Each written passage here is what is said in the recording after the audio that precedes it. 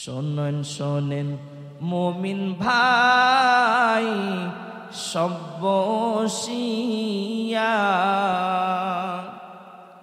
সবে বরাত আসছে আবার চলিয়া। এই নারাতে আসেন আল্লাহ প্রথম আসমানে, ডেকে ডেকে বলেন আল্লাহ বান্দারে, ডেকে ডেকে বলেন আল্লাহ বান্দারে। আছো এমন কি আছো গুনাহগার, আমার কাছে ক্ষমা চাও। 60 বছর 70 বছরের জিন্দেগি গুনাহ করেছ, আমার কাছে ক্ষমা চাও। রাতের জুয়ার আড্ডায় কে বসেছ, রাতের জিনার আড্ডায় কে বসেছ, রাতের বেলায় মদ পানের আড্ডায় কে বসেছ। গুনাহ করতে করতে জিন্দেগি বরবাদ করে দিয়েছ। আয় না বান্দা আয় না বান্দি আয় আমার কাছে আয়। আলা মিন মুস্তাগফিরিন ফাগফিরলা, আসো আমার কাছে আসো,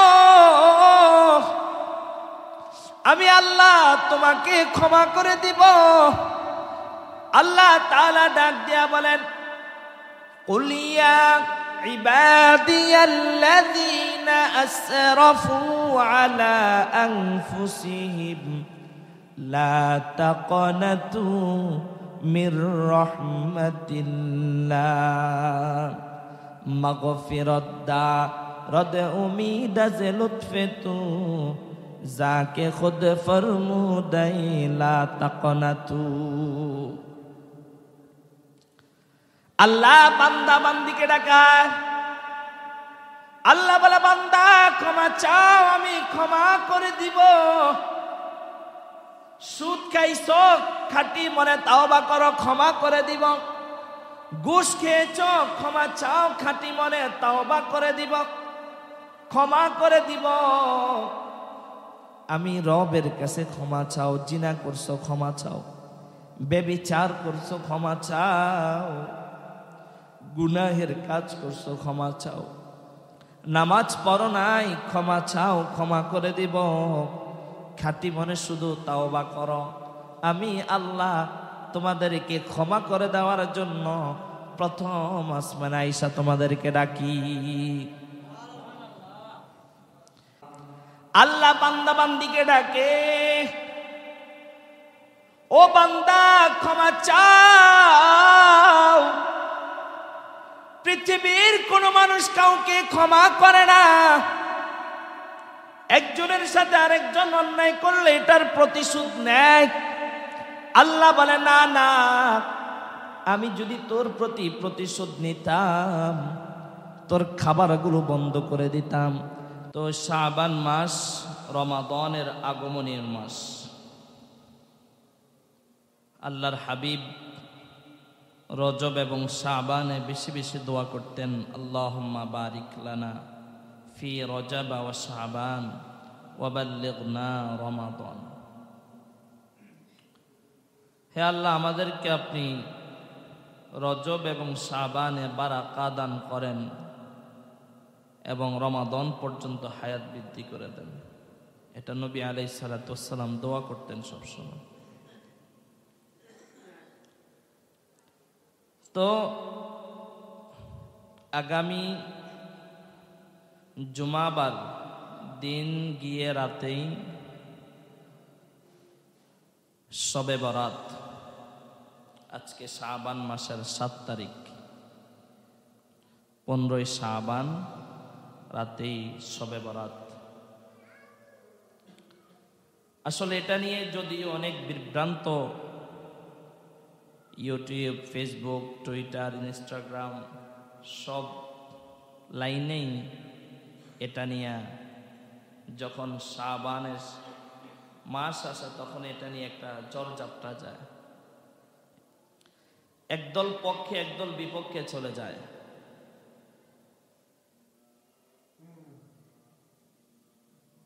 আল্লাহ তাআলা যে 12টি মাস দিয়েছেন, 12টি মাসের মধ্যে কিছু কিছু রাতকে আল্লাহ তাআলা এত দামি বানিয়েছেন। কিছু কিছু রাতের মধ্যে শাবানের 15 তারিখের রজনী, এটা অনেক গুরুত্বপূর্ণ দামি এক রাত। এ রাতের দাম আল্লাহ তাআলার কাছে অনেক।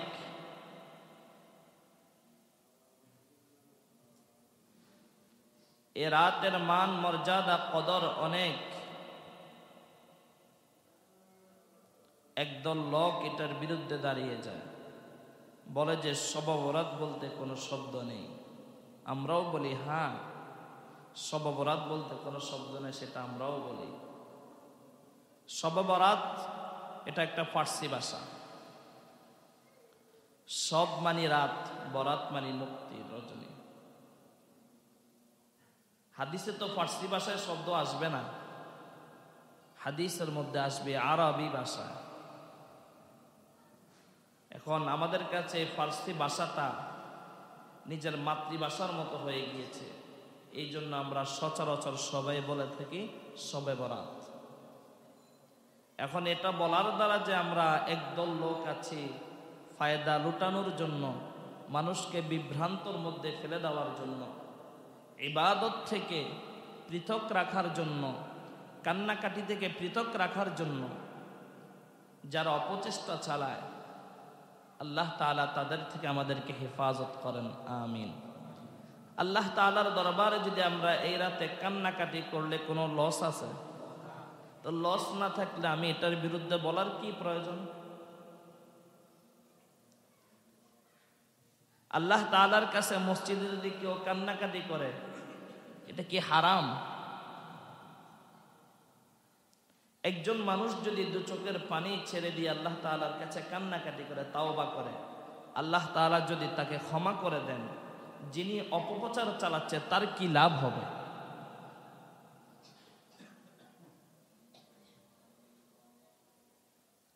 হাদিসের মধ্যে তো এই শব্দ নেই, ঠিক আছে। হাদিসের মধ্যে আসছে লাইলাতুন নিসফি মিন শাবান, শাবানের মধ্য রজনী, এটা আসছে হাদিসের মধ্যে। ঢালাও ভাবে এ কথা বলার সুযোগ নেই।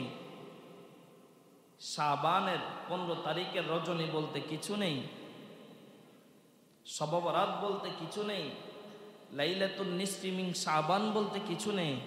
এটা যারা বলে তারা উম্মতের মধ্যে বিভ্রান্ত ছড়ানোর জন্য, উম্মতকে আল্লাহ থেকে পৃথক করে দেওয়ার জন্য, বান্দা এবং আল্লাহর মাঝে সম্পর্ককে বিনষ্ট করে দেওয়ার জন্য, এটা একটা চক্রান্ত ইহুদিদের মাধ্যমে। আল্লাহ আমাদের সবাইকে হেফাজত করেন। আমরা এই রাতে ইবাদত করব, একা একই ইবাদত করব, বেশি বেশি নফল নামাজ আদায় করব, কোরআন তেলাওয়াত করব, কবরে জিয়ারত করব, বেশি বেশি আল্লাহ তাআলার কাছে কান্নাকাটি করব। যারা বলে এই রাতে কোনো ইবাদত নেই, ভিত্তি নেই, তাদেরকে আল্লাহর পয়গম্বরের একজন জলিলুল কদর সাহাবী হযরতে মুআজ ইবনে জাবাল রাদিয়াল্লাহু আনহু বলেন, এই শাবানের মধ্য রজনী লাইলাতুন নিসফি মিন শাবানের এই রাতে আল্লাহ তাআলার সকল সৃষ্টির প্রতি রহমতের নজর দিয়ে তাকান। সুবহানাল্লাহ বলেন।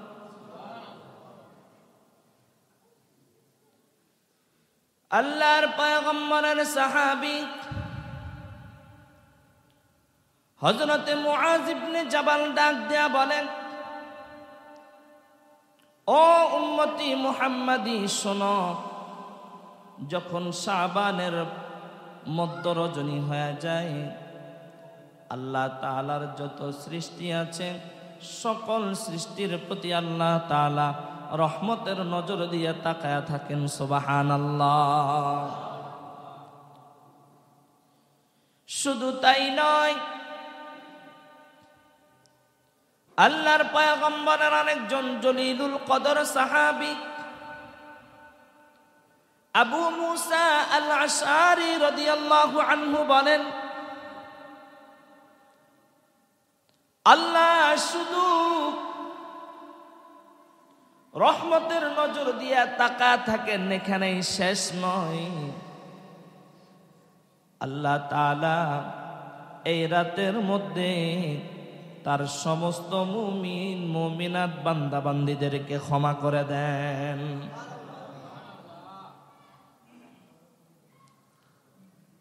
শুধু এটা নয়, উম্মাহাতুল মুমিনিন আম্মা জান আয়েশা সিদ্দিকা রাদিয়াল্লাহু আনহা বলেন, আমি একদিন রাতের বেলায় আল্লাহর পয়গম্বরের সাথে একই বিছানায় ঘুমিয়েছিলাম। হঠাৎ রাত যখন গভীর হয়ে যায়, আমার পয়গম্বর হাবিবে কিবরিয়া আশরাফুল আম্বিয়া মুহাম্মাদুর রাসূলুল্লাহ সাল্লাল্লাহু আলাইহি ওয়াসাল্লাম আমার বিছানার মধ্যে শোয়া ছিলেন। আমার শরীরের মধ্যে যেই চাদর ছিল, চাদরের এক পাশ আল্লাহর পয়গম্বরের পিঠ মোবারকের নিচে ছিল। আল্লাহর পয়গম্বর উঠার জন্য চেষ্টা করতেছেন বারবার, আমি যাতে করে জাগ্রত না হই। আমি জাগ্রত হয়ে গিয়েছি আর আল্লাহর পয়গম্বর কেমন করতেছেন তা দেখতেছি। আমার পয়গম্বর আমার সাথে থেকে আস্তে আস্তে উঠে গিয়েছেন। ওঠার পরে দরওয়াজা খুললেন। দরওয়াজা খুলে আল্লাহর পয়গম্বর ঘর থেকে বাহির হয়ে গেলেন। আমি আল্লাহর পয়গম্বরের পিছনে পিছনে দৌড়ায়া দৌড়ায়া গেলাম। তাকা দেখলাম আমার পয়গম্বর মুহাম্মাদুর রাসূলুল্লাহ সাল্লাল্লাহু আলাইহি ওয়াসাল্লাম জান্নাতুল বাকির সামনে আল্লাহ তাআলার দরবারে কান্নাকাটি করতেছেন। আমি এই দৃশ্য দেখার পরে পুনরায় দৌড়িয়ে আবার হুজরা মুবারকের সামনে চলে আসলাম। যেখানে শোয়া ছিলাম সেখানে শুয়ে পড়লাম। আল্লাহর পয়গম্বর হুজরা মুবারকের মধ্যে এসে আমাকে দেখতেছেন আমি অনেক দ্রুত গতিতে শ্বাস নিঃশ্বাস নিচ্ছি এবং ফেলতেছি। আল্লাহর পয়গম্বর প্রশ্ন করলেন, ও আয়েশা, তুমি এত তাড়াতাড়ি দ্রুত গতিতে কেন শ্বাস নিঃশ্বাস নিচ্ছ এবং ফেলতেছ? কোনো সমস্যা হলো নাকি? বলে না ইয়া রাসূলুল্লাহ, কোনো সমস্যা হয় নাই। আল্লাহর পয়গম্বর জবাব দিয়ে বলেন, আয়েশা, আমি জানি আমি জান্নাতুল বাকির মধ্যে যখন আমার আল্লাহর কাছে আমি কান্নাকাটি করতেছিলাম হাত উত্তোলন করে, তুমি ভেবেছিলা আজকে তো তোমার সাথে আমার থাকার কথা। তুমি ভেবেছ আমি মনে হয় তোমার এখান থেকে উঠে গিয়ে অন্য বিবির ঘরে যাব, এটা ভেবেছ। আয়েশা রে শোনো, আমি পয়গম্বর আল্লাহ তাআলার নবী হয়ে তোমাদের উপর বেইনসাফি করতে পারি না।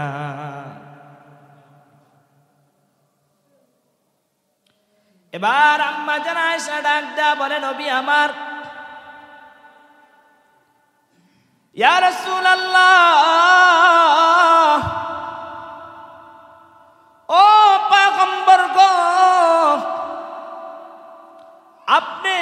ভাবিয়েন না, কারণ আমি তো নারী, আমার দিলটা নরম, আমার মনে এরকম ধারণা আসতে পারে। আপনি বদদোয়া দিয়েন না। নবীজি বলেন এটা আমি বুঝি, সমস্যা নেই। আবার আল্লাহর পয়গম্বর এই কথা যখন আম্মা জান আয়েশাকে বললেন, আম্মা জান আয়েশা খুশি হয়ে গেলেন। এবার আমার আপনার নবী নামাজের মধ্যে দাঁড়িয়ে গেলেন, অনেক লম্বা নামাজ আদায় করতেছেন। আমরা তো নামাজে দাঁড়াইলে সুবহান রাব্বিয়াল আযীম দুইবার বলে কিনা সন্দেহ আছে।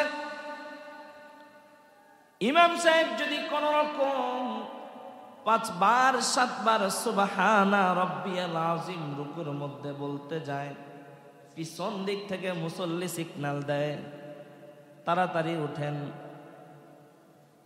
আর আমার পয়গম্বর নামাজে দাঁড়াইলে পয়গম্বরের মাথা মোবারকের উপর পাখিগুলো এসে বসে থাকতো, ভাবতো এটা মরা গাছের কোনো ঢাল লড়বে না, চলবে না।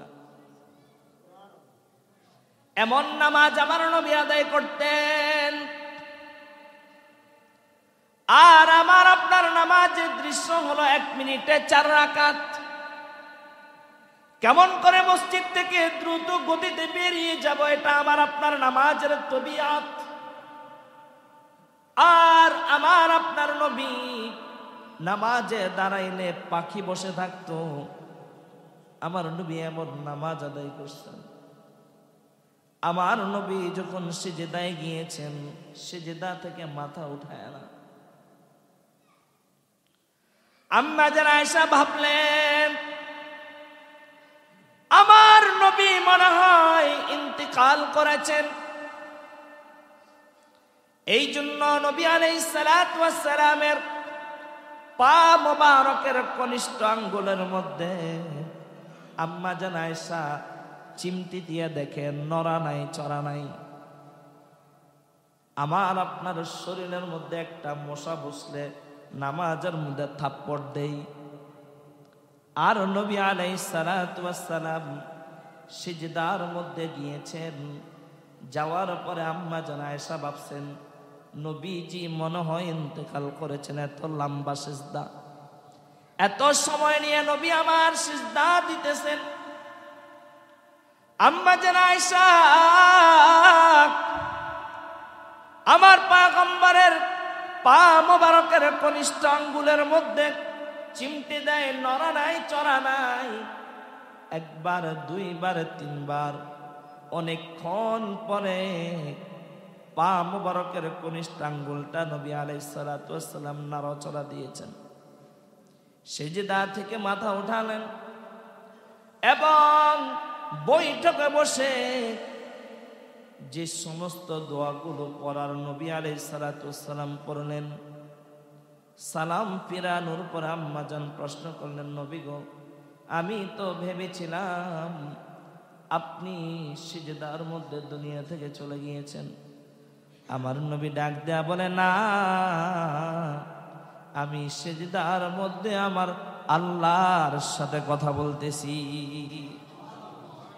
আমি যখন সিজদার মধ্যে ছিলাম আমার আল্লাহ আমার দিকে তাকিয়ে আছেন, আর আমি আমার মাওলাকে দেখে দেখে সিজদা করতেছি। কোন উম্মতি মুহাম্মাদি যখন সিজদার মধ্যে যায়, আল্লাহ তাআলা উম্মতি মুহাম্মাদের চেহারাকে নবী আলাইহিস সালাতু ওয়াস সালামের সাথে মিলায়া আল্লাহর দরবারে হাজির করে দেন। আমার নবী ডাক দেয়া বলেন, আমি সিজদার মধ্যে আল্লাহর কাছে দোয়া করতেছি, কাঁদতেছি, আল্লাহ আপনি আমাকে ক্ষমা করে দেন। নবীজির কোনো গুনাহ আছে নাকি? কথা বলেন না। নবীজি বেগুনা মাসুম। একদল লোক আছে যারা নবীদেরকে বেগুনা মাসুম মানে না। নাউজুবিল্লাহ বলেন। নবীদের কোনো গুনাহ নাই, এটা ঈমান। ঈমান নবীরা বেগুনাহ মাসুম। আল্লাহর কাছে দোয়া করে, আল্লাহ আপনি আমাকে ক্ষমা করে দেন, আপনার রহমত দ্বারা আমাকে ক্ষমা করে দেন। নবীজি আরো দোয়া করেন, আল্লাহ আমার উম্মতকে ক্ষমা করে দেন। ও আয়েশা, আমি সিজদার মধ্যে আল্লাহর কাছে এই কথাগুলো বলতেছিলাম। আয়েশা ডাক দেয়া বলে, নবী আমার, আপনি যে দোয়া করতেছেন এটা স্পষ্ট আমি কানের শুনতেছি, আর সাথে সাথে আমিও আমিন বলতেছিলাম। আবার নবী ডাক দেয়া বলে, আয়েশা রে, আজকে একটা রাতের জন্য আমার আল্লাহর সাথে কথা বলার জন্য, আল্লাহর ইবাদত বন্দি করার জন্য আমাকে সুযোগ দিবেনি। আম্মা জান আয়েশা ডাক দেয়া বলেন, ও নবী, আপনি এক রাত কেন, আল্লাহ যদি আমাকে 1000 বছর হায়াত দেয়, আপনাকে যদি 1000 বছর হায়াত দেয়, আমি আয়েশা 1000 বছর রাতের এই রাতটাকে আল্লাহর জন্য, আপনার জন্য ওয়াকফ করে দিয়েছি।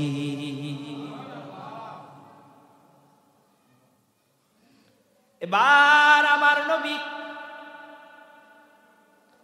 আম্মা জান আয়েশা থেকে অনুমতি নিয়েছেন। এই রাতে নবীজি আল্লাহ তাআলার কাছে দোয়া করেছেন। এই রাতে আল্লাহ তাআলা শুধু রহমতের নজর দিয়ে তাকান, বিষয়টা এমন নয়। ইদা কানাত লাইলাতুন নিসফি মিন শাবান ফাকুমু লাইলাহা ওয়াসুমু ইয়াওমাহা। শাবানের রজনীতে যারা কিয়াম করে, ফাকুমু লাইলাহা, রাত্রি জাগ্রত থাকে, নামাজ আদায় করে, তাসবিহাত আদায় করে, কোরআন তেলাওয়াত আদায় করে, আল্লাহর সন্তুষ্টির জন্য আল্লাহর কাছে ক্ষমা চায়। ওয়াসুমু ইয়াওমাহা, এবং দিনের বেলায় রোজা রাখে, সিয়াম রাখে। ফাইন্নাল্লাহা তাআলা ইয়ানজিলু ফিহা লিগুরুবিশ শামসি ইলাস সামাঈদ দুনিয়া। আমার আল্লাহ এই রাতে আরশ মুহাল্লা থেকে প্রথম আসমানে এসে যায়। সুবহানাল্লাহ বলেন। আয়েশা,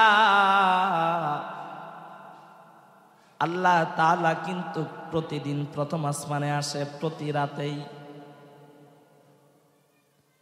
প্রথম আসমানে প্রতি রাতে যখন আসে, বান্দা তখন আল্লাহকে ডাকে, আল্লাহ। তাহাজ্জুদের নামাজে যারা সিজদা দেয়, নফল নামাজে যারা সিজদা দেয়, তারা আল্লাহ তাআলাকে ডাকে, আল্লাহ আমার সিজদা কবুল করেন, আমাকে ক্ষমা করেন, ইমানের মওত নসিব করেন, দোয়া করে আল্লাহ তাআলার কাছে চায়। আর শাবানের রাতে আল্লাহ তাআলার কাছে বান্দা চায় না। ইয়ানজিলু ফিহা লিগুরুবিশ শামসি ইলাস সামাঈদ দুনিয়া ফায়াকুলু, আল্লাহ তাআলা প্রথম আসমানে আয়েশা ডাকে, আল্লাহ বান্দা বান্দিকে ডাকতে থাকে। সুবহানাল্লাহ বলেন।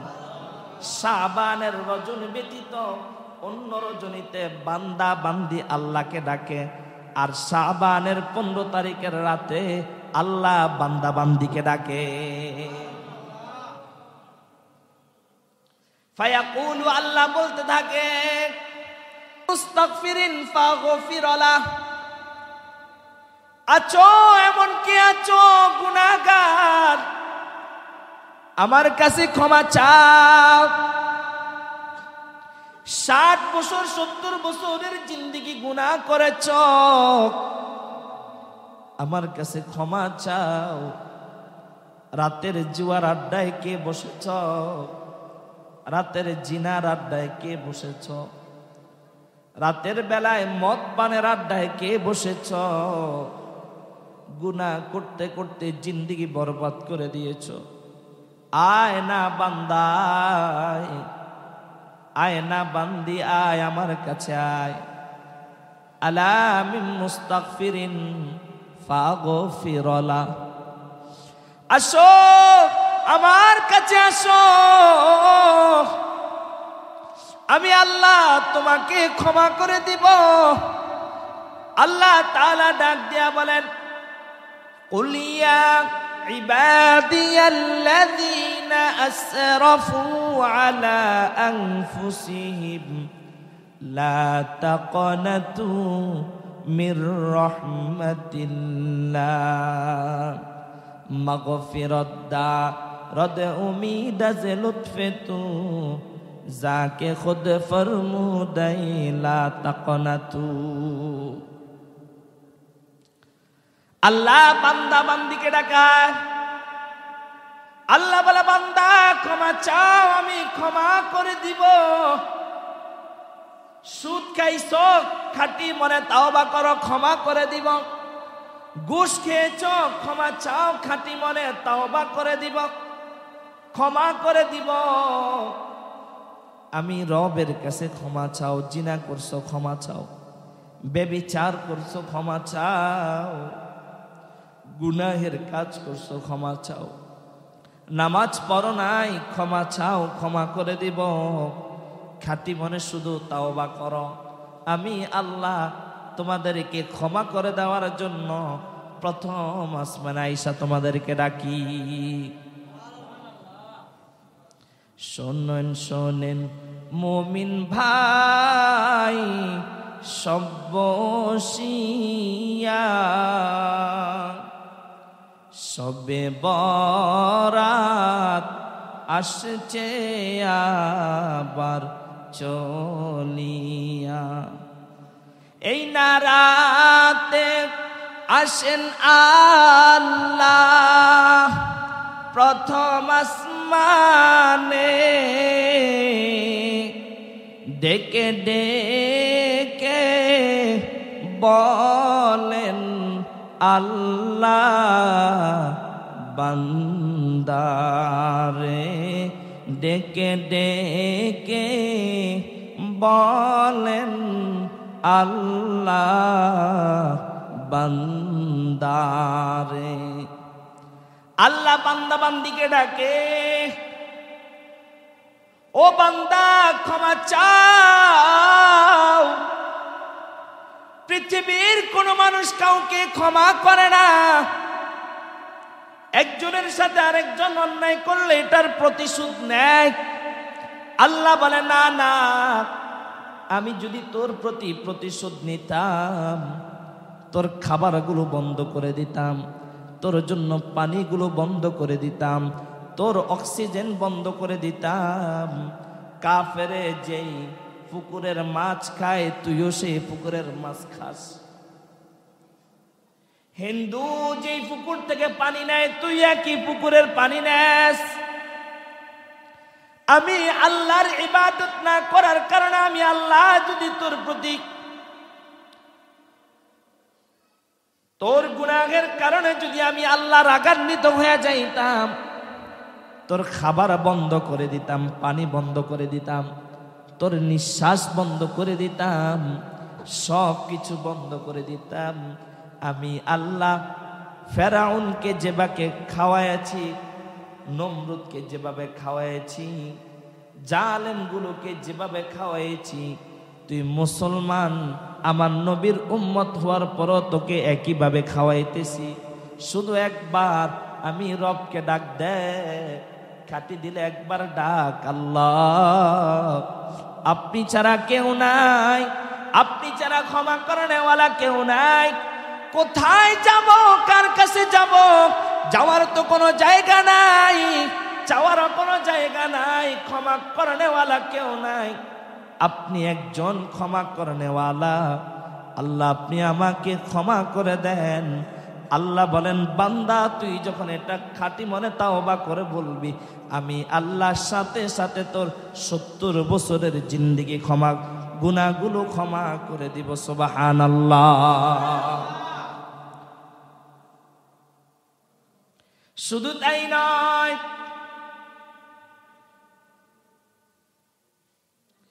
ফায়াকুলু আলা মিন মুস্তাগফিরিন ফাগফির লাহু আলা মিন মুস্তারজিকিন ফারজুকাহ। কে আছো অভাবগ্রস্ত, অভাবী, আমার কাছে চাও, আমি আল্লাহ তোর অভাব মোচন করে দিব, তোর রিজিক বৃদ্ধি করে দিব। আমি আল্লাহর কাছে চাও, আমি আল্লাহ রিজিক বাড়িয়ে দিব। রিজিক তালাশ করতে গিয়ে আল্লাহকে বললাম, আল্লাহ বলেন, ওয়া আমুর আহলাকা বিসসালাহ ওয়াসতাবির আলাইহা লা নাসআলুকা রিজকা নাহনু নারযুকুক। আল্লাহ তাআলা বলেন, ও আমার গোলাম, ও আমার বান্দি, রিজিকের জন্য আমি আল্লাহকে তো ভুললাম। আমি আল্লাহ বললাম, তুমি আমি রবের ইবাদত করো, আমি রবের হুকুম 5 ওয়াক্ত নামাজ আদায় করো। আহলাকা বিসসালাতি ওয়াসতাবির আলাইহা, নামাজ আদায় করো, সবর করো, ধৈর্য ধারণ করো। লা নাসআলুকা রিজকা, তোমার রিজিকের কোনো চিন্তা নাই, পেরেশানি নাই। নাহনু নারযুকুকা, আমি আল্লাহ তোমার রিজিকের দায়িত্ব নিয়ে নিলাম। আল্লাহ তাআলা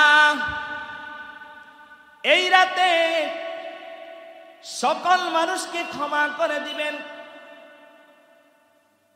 ইমাম বাইহাকি তার কিতাবের মধ্যে বলেন, আল্লাহর পয়গম্বর বলছেন, বনু কালব গোত্রের মানুষ সবচেয়ে বেশি বকরি চড়ায়, ছাগল চড়ায়। সারা পৃথিবীর মানুষ যত বকরি চড়ায়, ছাগল চড়ায়, শুধুমাত্র বনু কলবের গোত্রের মানুষরা তার চাইতে 10 গুণ বেশি বকরি চড়ায়।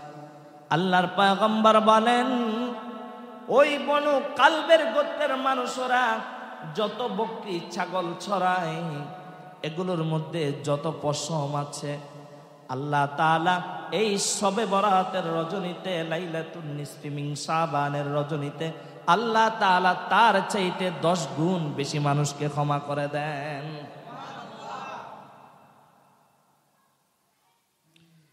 এই রাতে শুধুমাত্র কিছু সংখ্যক মানুষ ছাড়া সবাইকে ক্ষমা করবেন।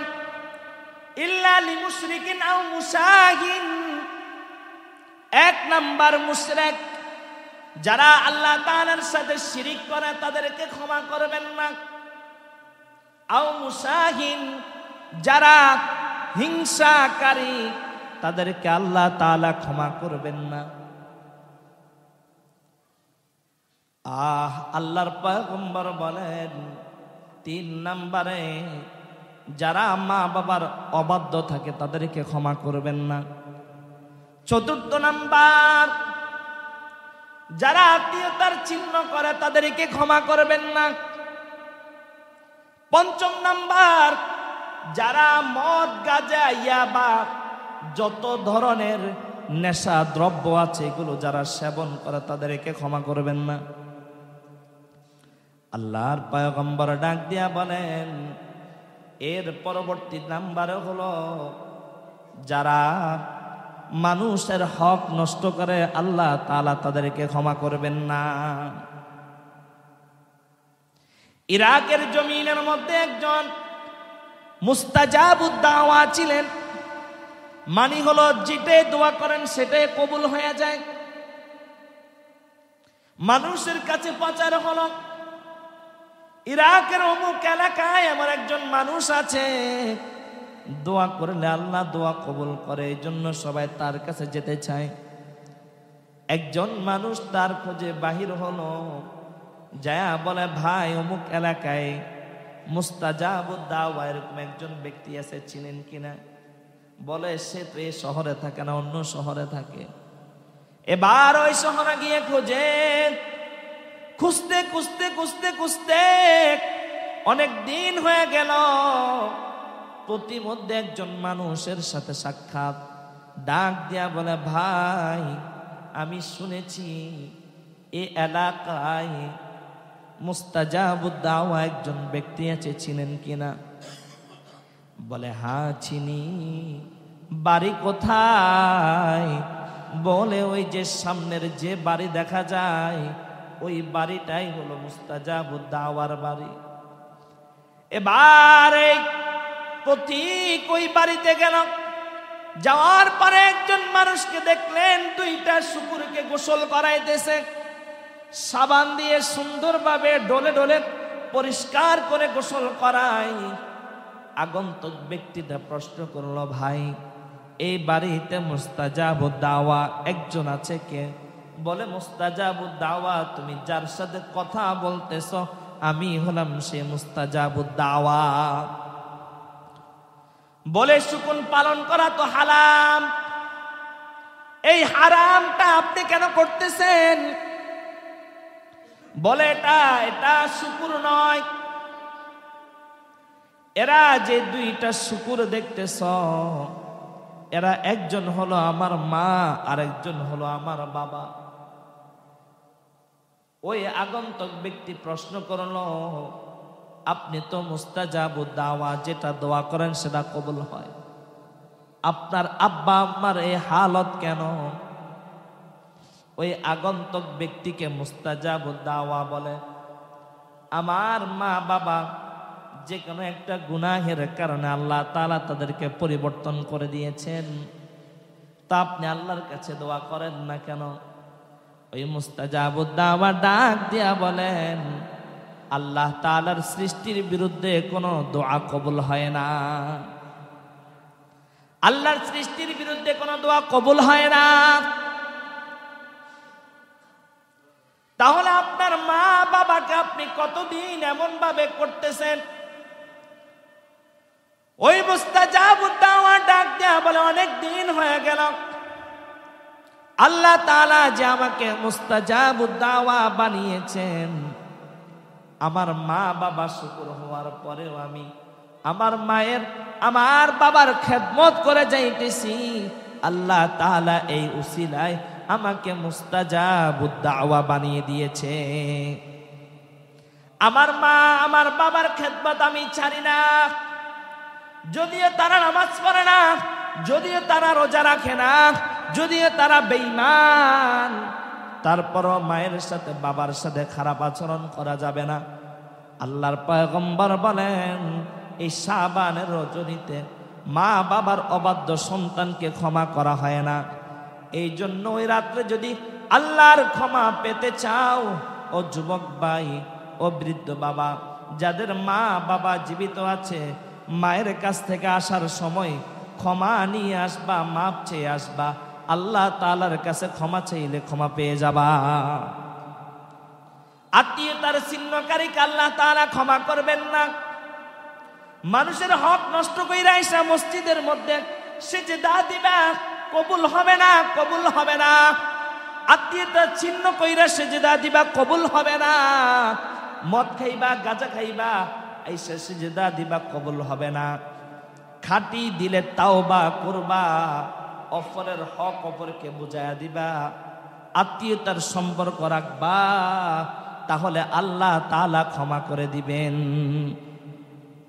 তাহলে আল্লাহ তাআলার হাবিব বলছেন, এক নাম্বার তাদেরকে ক্ষমা করা হবে না, ইল্লা লিমুশরিকিন আও মুশাহিন, যারা মুশরিক, আল্লাহ তাআলার সাথে যারা শরীক করে তাদেরকে তাওবা ব্যতীত ক্ষমা করবেন না।